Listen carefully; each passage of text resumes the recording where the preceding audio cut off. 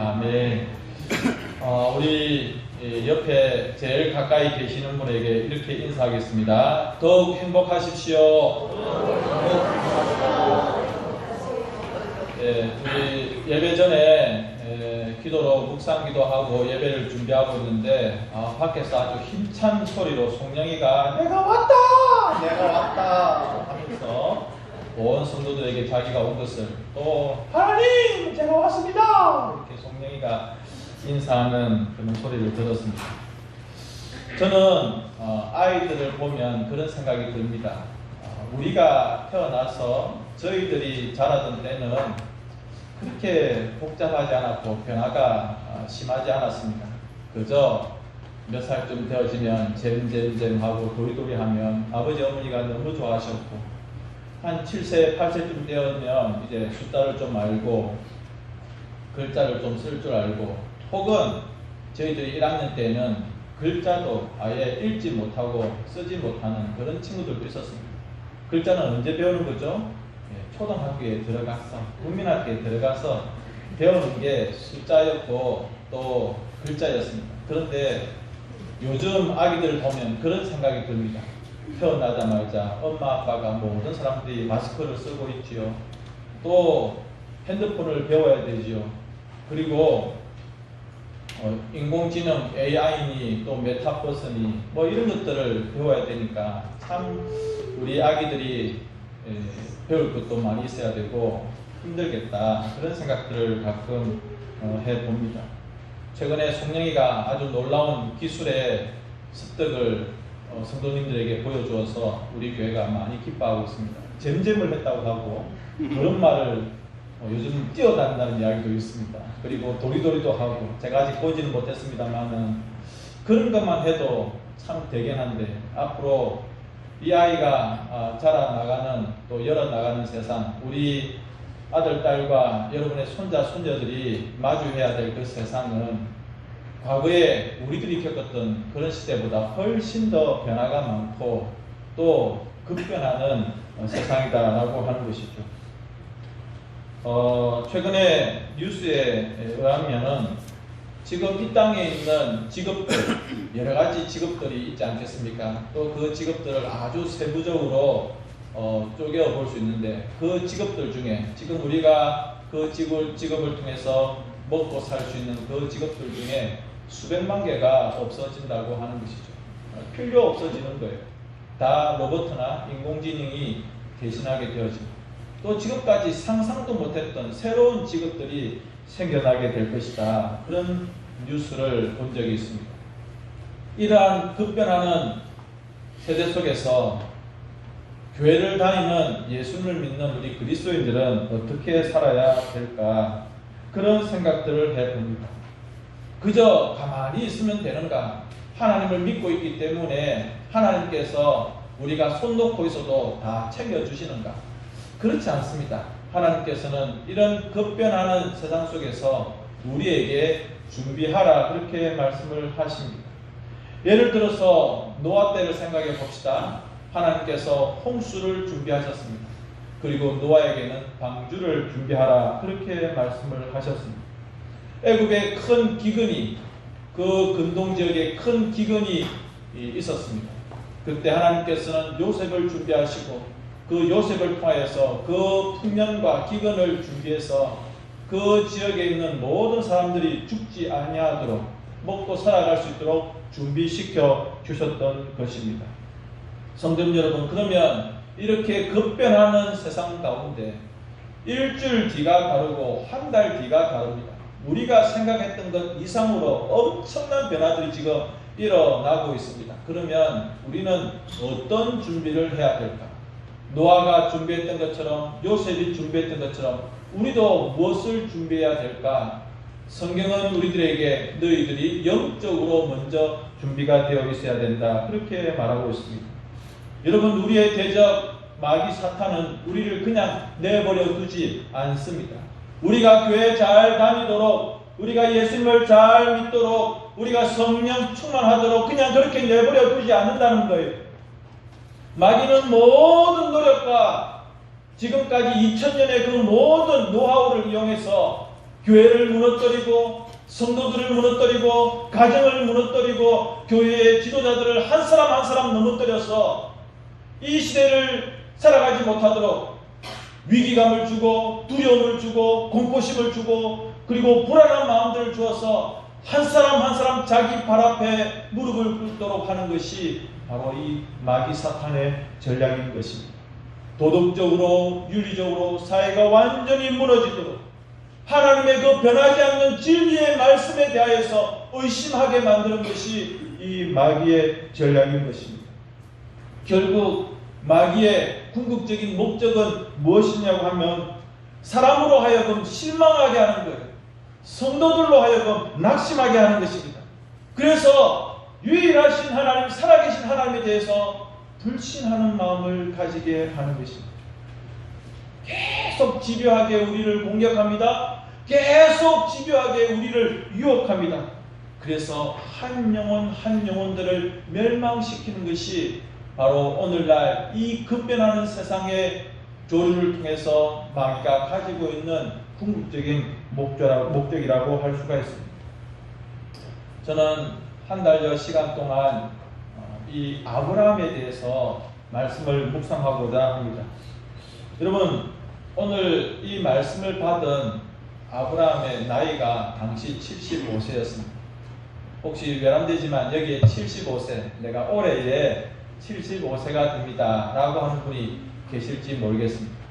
여러분, 75세에 뭔가 새로운 도전을 하고 새로운 출발을 하는 거 쉽지 않습니다. 거의 불가능합니다.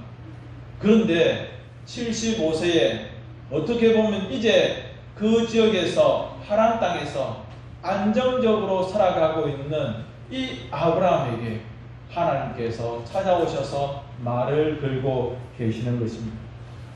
아브라함의 인생에 있어서 결정적인 두 가지 장면이 있는데, 하나는 우리가 보고 있는 12장입니다. 하나님께서 아브라함에게 말씀하셔서 너는 고향과 친척과 아버지 집을 떠나라 라고 한 이 12장이 그가 인생의 여정을 하는 것에 있어서 출발이라고 할 수 있는, 그의 그 모든 신앙의 여정에 있어서 출발점이라고 할 수 있는 바로 중요한 시작이 될 수가 있는 것이 이 12장입니다.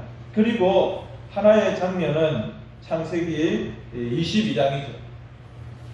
자기의 하나밖에 없는 아들을 모리아산에서 하나님께서 바치라고 하는, 그래서 그가 이삭을 묶어서 제단 위에 올리고 칼로 내려 찢어 죽이려고 할 때에 하나님께서 그를 만나 주신 그 장면이 그의 그 신앙의 여정의 최고봉 정상이었다라고 저는 생각을 하고, 아브라함의 그 100년이 넘는 인생 가운데 이 두 가지 장면, 너는 고향집을 떠나고 아버지 집을 떠나라 라고 하는 12장, 그리고 모리아산에서 아들 이삭을 바쳤던 이 22장이 그의 인생의 가장 중요한 장면이 아니었을까 생각을 해봅니다.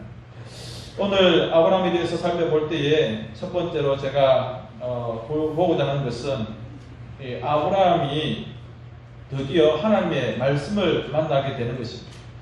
그런데 여러분, 12장에 아브라함의 이 장면이 시작되지만 사실은 11장에서 아브라함이 등장하고 있습니다. 그런데 이 11장에 나오는 아브라함의 이름은 족보의 이름입니다. 셈의 후손으로서, 데라의 아들로서 그가 어떤 족보 가운데 있었는가 라고 하는 것이 11장에 잠시 등장합니다.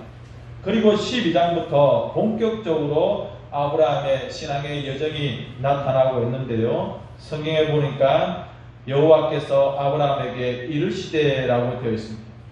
아브라함이 먼저 하나님을 찾은 것이 아닙니다. 물론 여러분, 갈대아 우르에서 그가 살고 있을 때, 그가 진짜 고향에서 살고 있을 때 하나님께서 찾아오셨습니다. 그래서 이 아브라함이 자기 집안의 분위기는 우상을 섬기고 그 지역의 모든 사람들은 월신이라고 하는 그런 우상을 섬기고 있는데, 자기의 그런 것들을 다 버리고 하나님이라고 하는 새로운 신을 그가 그때부터 갈대아 우르에서 믿고 있었습니다만은 여전히 그의 마음 가운데에는 아버지에게 붙들려 있는, 그 지역 가운데 붙들려 있는 그런 상황 가운데 있었습니다. 그런데 하나님께서 나타나셔서 아브라함에게 말씀하셨다라고 성경은 이야기하고 있습니다. 히브리어로 이 말씀하다라는 뜻은 아마르라고 하는데 하나님께서 말을 걸었다는 거예요.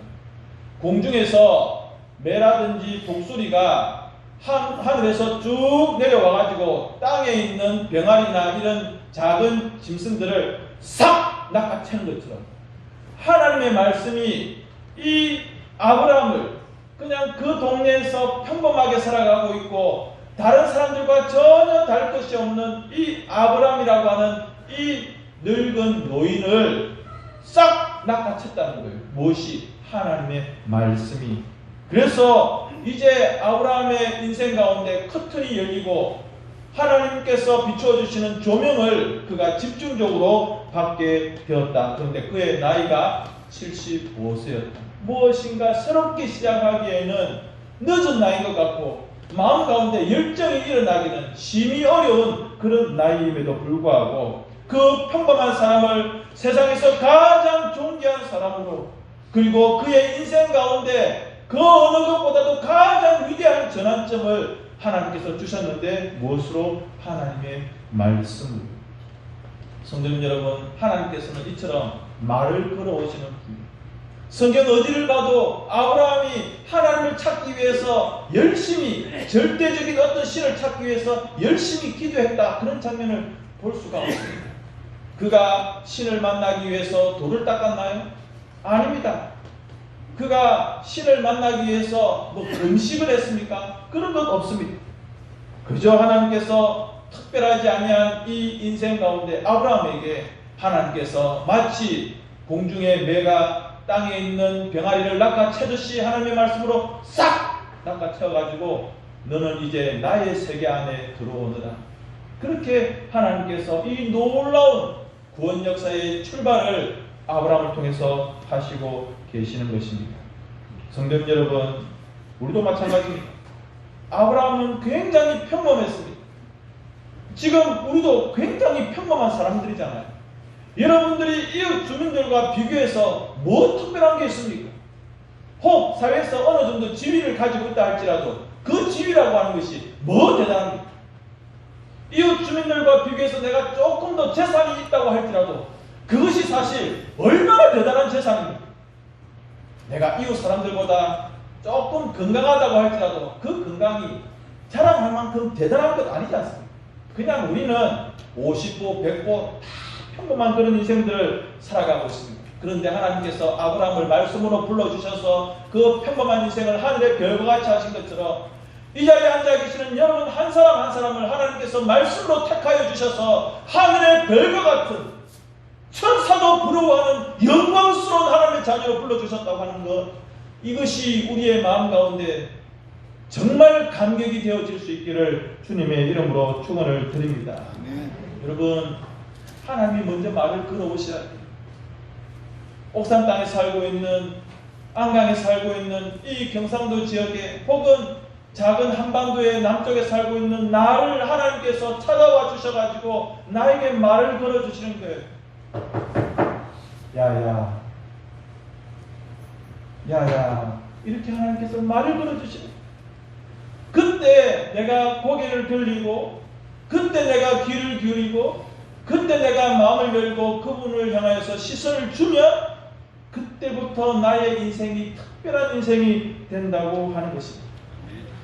그런데 하나님이 먼저 말씀을 걸어주기 전에는 우리는 그냥 먼지와 같은 존재, 그냥 흙과 같은 존재, 다른 사람들과 비교해도 전혀 특별할 것이 없는 그런 인생이지만 하나님께서 말을 걸어주셨다. 여러분, 오늘 성경에 보시면 이 아브라함의 아버지가 데라라고 하는 사람입니다. 데라는 우상 숭배자였습니다. 그러니까 이 아브라함은 아버지가 믿고 있는 신앙의 영향을 받아서 자기도 그 지역에 있는 사람들이 믿고 있는 것처럼 월신을 믿고 있었던 사람입니다. 그런데 하나님께서 그 아브라함에게 나타나신 것이죠. 여러분, 하나님께서 주목하신 거예요. 셈 후손 중에서 데라의 그 자식들 중에서 하나님은 하필이면 이 아브라함을 주목하셨다고 하는 것입니다. 지금도 우리 하나님은 여러분들을 주목하고 계십니다. 이 경상도 땅에, 경주 땅에 살고 있는 나를 하나님께서 주목하고 계시는 거예요. 너가 어떠한 마음과 중심으로 살아가는가, 너가 어떤 마음의 고백으로 살아가는가 라고 하는 하나님께서 주목하고 계시는 것입니다. 때문에 여러분, 포기하지 마시고 낙심하지 마시고 두 손 놓지 마시기 바랍니다. 하나님께서 주목하고 계시면서 하나님을 향하여 고개를 드는 나를 그렇게 품어주시고 그렇게 말씀으로 낚아채 주시는 것입니다. 항상 시작은, 출발점은 하나님께 있습니다. 주도권은 하나님께 있는 거예요. 내가 어떻게 주님을, 이게 아니라 주님이 나를. 그래서 기독교는 상향식 종교가 아니라 하향식 종교입니다. 다른 종교들은 다 사람이, 이 땅에서 살아가고 있는 사람들이 신을 향하여 나아가는 거예요. 오 신이여시오 신이시여 이렇게 그렇게 위를 향해서 나아가지만, 그러나 우리 기독교는 하향식, 하나님께서 땅에 있는 나를, 이 땅에 살아가고 있는 먼지 같은 나를, 아무 보잘것없는 우리를 주목하고 계시고 우리를 위하여서 커튼을 열어주시고 우리를 위하여서 무대의 주인공이 되도록 조명을 비추어 주시는 것입니다. 예수님의 제자들도 마찬가지입니다. 제자들이 예수님을 찾아갔던 게 아니고요, 예수님께서 제자를 찾아가셔서 그를 불러주셨습니다. 바울도 마찬가지입니다. 그가 예수님을 먼저 찾은 것이 아니고 부활하신 나사렛 예수께서 그 다메섹에서 직접 바울에게 나타나셔서 그를 찾아주신 것입니다. 그러니까 우리는 항상 겸손해야 돼요. 내가 돌을 닦아서, 내가 묵상을 해서, 내가 연구를 해서 주님을 찾은 것 아니잖아요. 이 자리에 계신 여러분 중에서 그렇게 돌을 닦고 공부를 하고 연구를 하고 묵상을 해서 내가 기독교를 선택했다, 내가 예수님을 만났다라고 말할 수 있는 분이 누가 계십니까? 하나님께서 이처럼 말을 걸어오시는 거예요. 어떤 방법으로? 우리가 지금 당하고 있는 여러 가지 고통의 상황 가운데 하나님께서 말을 걸어오시는 거예요. 많이 힘들지, 많이 아프지, 그렇게 하나님이 말을 걸어오시는 거예요. 내가 실패하고 있을 때, 내가 지금까지 쌓았던 모든 공든탑이 다 무너져가지고 온 마음과 내 모든 것들이 완전히 땅에 곤두박질 쳤을 때, 그때 주님이 찾아오시는 거예요. 너 힘들지? 외롭고 고독하고 인생의 밑바닥에서 이제 이 목숨도 그냥 던져버려야 되겠다라고 하는 그런 심정이 있을 때에, 그 인생에 추락하는 마지막 낭떠러지 끝에서 주님이 나를 말씀으로 찾아와 주시는 것입니다. 힘들지? 내가 있어. 하나님께서 그렇게 우리를 찾아와 주시고 말씀을 걸어 주시는 것입니다. 여러분, 이 자리에 계시는 우리 모든 성도님들은 다 삶이 달라요. 다 배경이 달라요. 여러분들을 언제 하나님께서 만나 주셨는지 삶이 틀리고 배경이 틀리다는 이야기입니다. 별 고민 없이 살아가고 있는데 하나님이 고민을 탁 던져주시면서 주님을 만나게 하시거나, 정말 걱정거리 없이 그냥 살고 있었는데 하나님께서 걱정거리를 탁 던져주시면서 그렇게 주님을 만나고, 그냥 다른 사람들하고 별반 다를 것 없이 평범하게 살아가고 있는데 마치 잔잔한 물 위에 돌멩이 하나 던져가지고 큰 파장이 생기는 것처럼, 잔잔하던 내 마음에 주님이 던지신 그 돌 하나 때문에 내 마음에 파장이 일어나고 이게 뭐지? 라고 하다가 주님을 만난 일들이 얼마나 많이 있습니까? 그게 뭐냐면요, 하나님께서 말씀으로 우리를 낚아채는 거예요. 사랑하는 누구누구야, 너 지금 어디 있느냐? 사랑하는 누구누구야, 너 지금 누구 의지하고 살아가고 있느냐? 사랑하는 누구누구야, 너의 인생의 주인이 누구냐? 그때 우리가 대답해야 되는 거예요.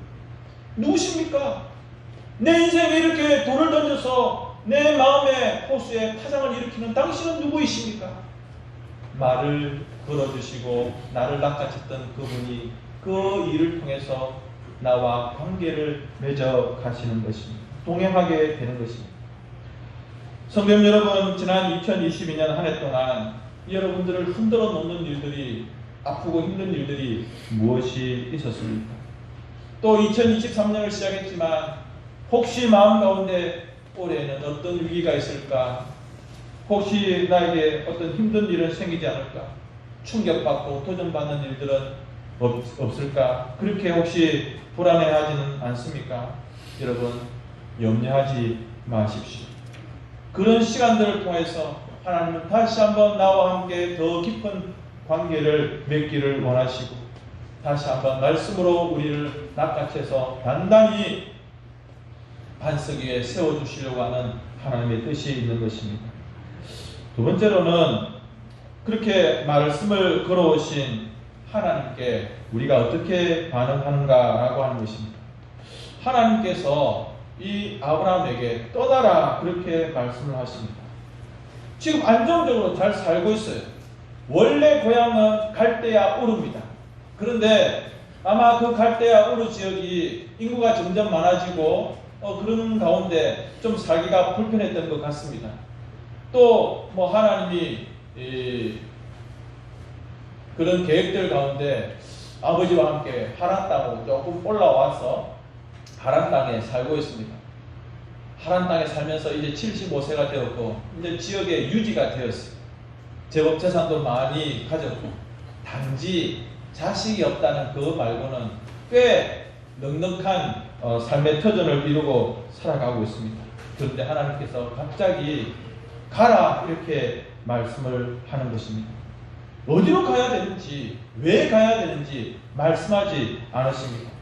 내가 지금 이 자리가 익숙한데, 지금 내가 살고 있는 이 지역에서 내가 지금 기반을 다 닦고 살아가고 있는데 떠나라 그렇게 말씀하십니다.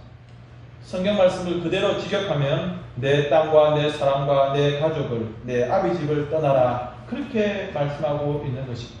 그런데 그의 나이가 75세다라고 하는 것입니다. 여러분 잘 생각해 보면 이 아브라함이 갈대아 우르에서 하란까지 올라왔습니다. 위쪽으로 올라갈 수도 있고 또 남쪽으로 내려가면 가나안 땅에 갈 수가 있는데 그 하란 땅에서 제법 오래 머물러 있습니다. 왜냐하면 자기 고향이었던 갈대아 우르 지역과 이 하란 땅은 크게 다르지 않습니다. 물론 아브라함은 하나님을 믿고 있었지만 하나님에 대한 그런 신앙은 가지고 있었지만 자기가 살던 지역의 그 종교 분위기와 이 하란 땅의 종교 분위기가 같은 신을 믿고 있는 여러 가지 상황이 익숙한 그런 지역이었습니다.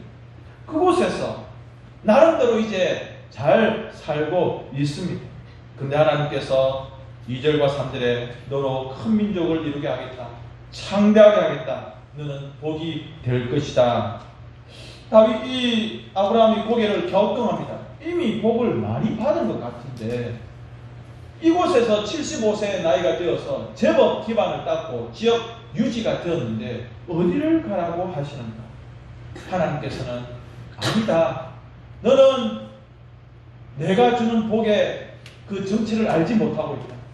세상이 주는 그런 복이 아니라 하늘의 복을 누리고 살아가야 된다라고 하는 말씀을 주시는 것입니다.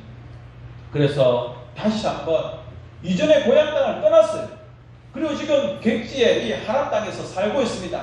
그런데 이 하란 땅에서 제법 뿌리를 내리고 살고 있는데 다시 그곳을 떠나라 가라 그렇게 말씀하고 있습니다.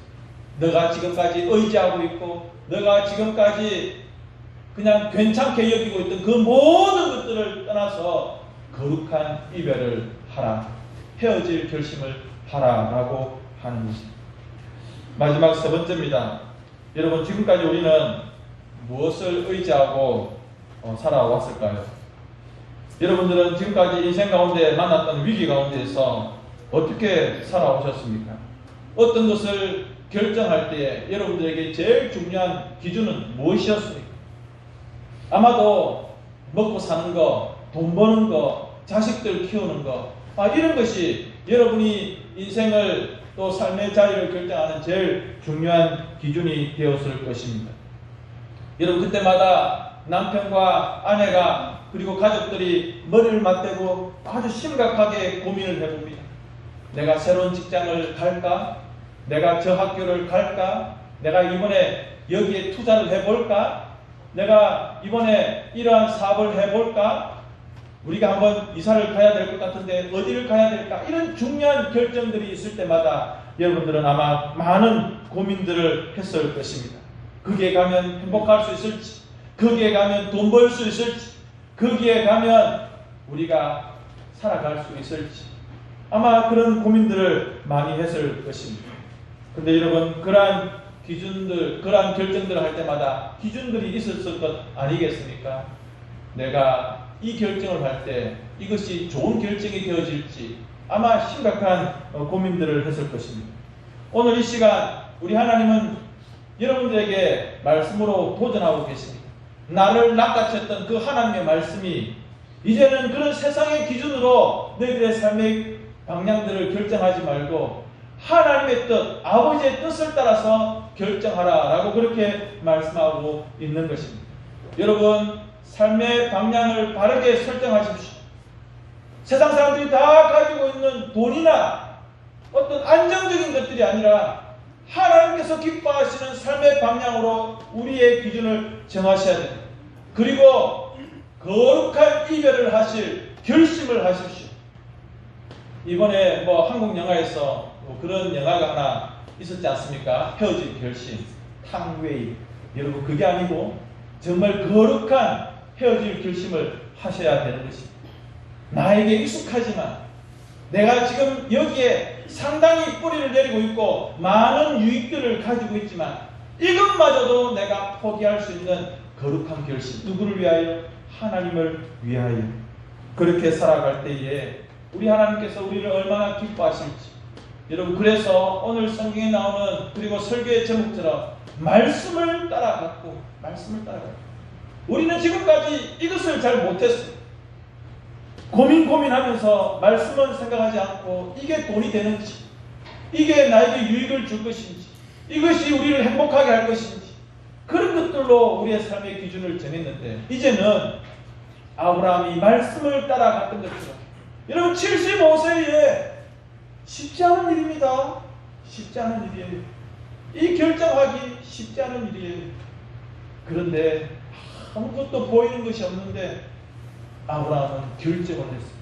말씀 하나 잡고 내비게이션도 없고 아무런 정보도 없습니다.